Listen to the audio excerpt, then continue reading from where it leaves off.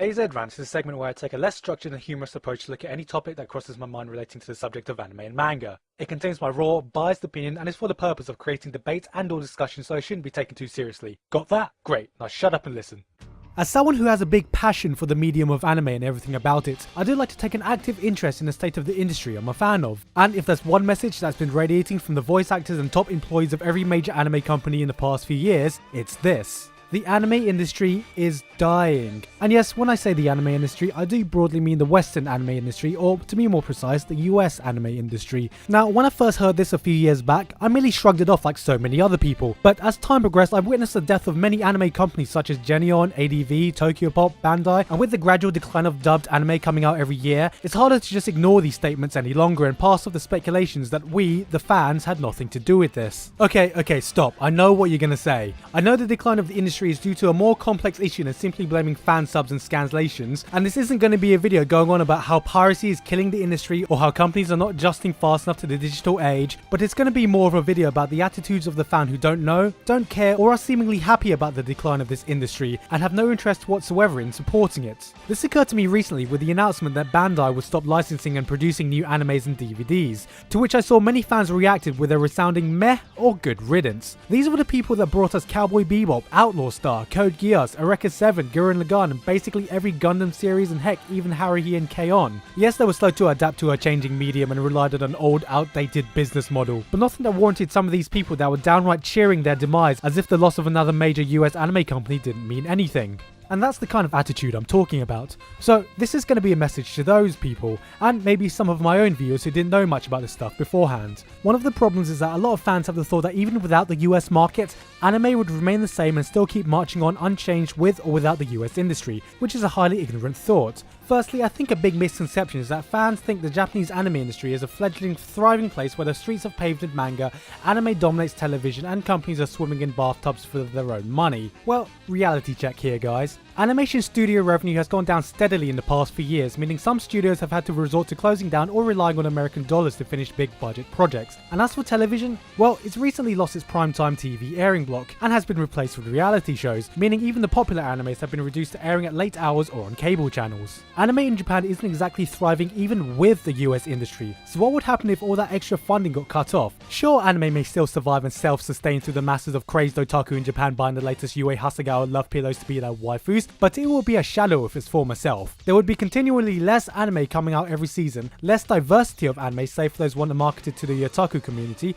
and shows will have a lower budget, meaning the overall quality of anime would go down. Let's not forget that we would also have to say goodbye to any anime that was created with a Western audience in mind. Say goodbye to any future Cowboy Bebops, Samurai Champloo's, Triguns, Outlaw Stars, Bakunos, or if you're looking for a more recent example, how about the movie Redline? A 7-year-long hand-drawn animation experiment that resulted in an experience I can only describe as sexual intercourse for the eyes, and is not only one of the best looking animes I've ever seen, but one of the best looking films I've seen in general. Something that never would have seen the light of day if not for an audience outside its country of origin, considering the piddly amount of screenings it got in Japan, and is now relying on its foreign sales and screenings to make up its costs. And it's not like we can't have an effect on the industry ourselves right now. Back when Trigun first aired in Japan, it flopped big time and never managed to catch the interest of the Japanese fans for one reason or another. So why would there be any interest for Madhouse to make a theatrical film for this franchise that has such low interest over a decade later? Yes, it was because of its popularity in the States. Hellsing Ultimate would have never been made if not for US investors, and Big O only got a second season thanks to interest overseas. I'm still hoping I can convince enough people to buy Bakuno for there to be an incentive for Brainspace to do a second season,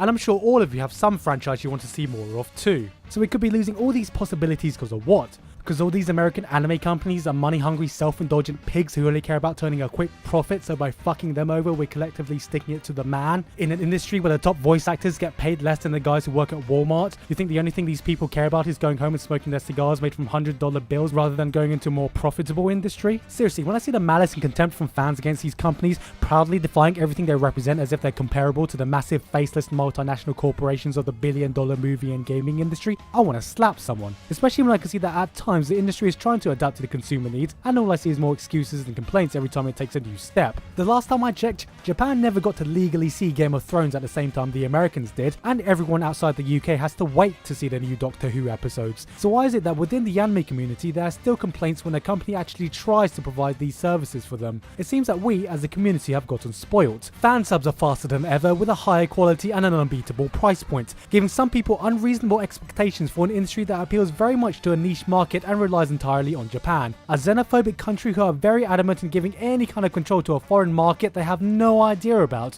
If we don't get it within 0.1 of a second of a show airing in Japan, then we might die of withdrawal symptoms seen in fucking crack addicts. If the quality isn't high enough for us to clearly appreciate the extra 1,000 pixels given to display the pimple of Mikuru Asahina's tits, it's not good enough. If the subtitles aren't cool enough or don't contain a plethora of weeaboo words that no one outside the community would understand, then it's blatantly fucking unreadable. Seriously, there are some people who honestly believe they're entitled to free anime as if it's their fucking birthright, and nothing the industry does or people like me say to them will change their opinion.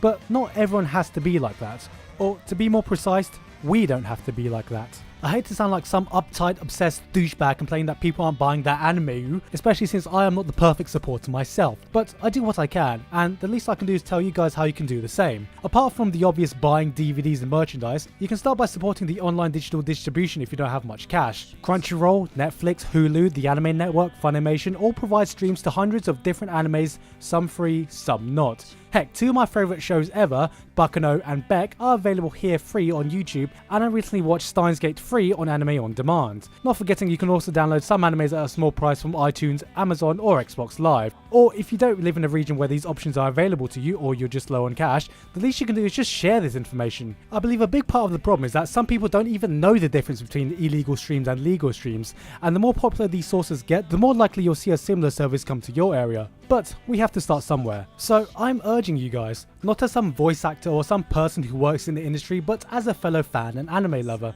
just try supporting the industry. No, I'm not asking you to suddenly go out and spend $300 on the newest Blu-ray release of Fate Zero, or spend your entire year's worth of rent on completing your One Piece manga collection, but you can start somewhere. Instead of going straight to your illegal anime streaming sites, try checking your Crunchyroll or Anime Network or Netflix or whatever to see if the show you're about to watch can be done supportingly. But most importantly, tell your fellow anime watchers about it. I'm just one guy who can only reach a certain amount of people, and it's up to you, the community, to decide whether this medium does grow bigger or not. Hell, all you need to do is just link them to this video, post it on forums, share it to your friends, or if you have your own following on YouTube, make a quick video about it. I'm not expecting to start a revolution or anything, but whatever does happen to the industry in the future, at least I can look back at it and think that I did the best that I could. And I'm going to stop now because now I sound like a walking fucking advertisement. So, I'm asking you guys now, what do you think about the state of the anime industry? Leave a comment or video response for your chance to get featured in my next rants. Anyway, that's it from me now, so with your guys' response to my last rant, what do you think of dubbed anime and dubbed haters? So first up, I gotta kind of tell you guys what I prefer, dubbed anime or subbed anime. Me personally, it doesn't really matter. If it sounds good, I will watch it. I'm not one of those elitists that is like, only subtitle if you're watching American, you're not a video fan. I'm not one of those kind of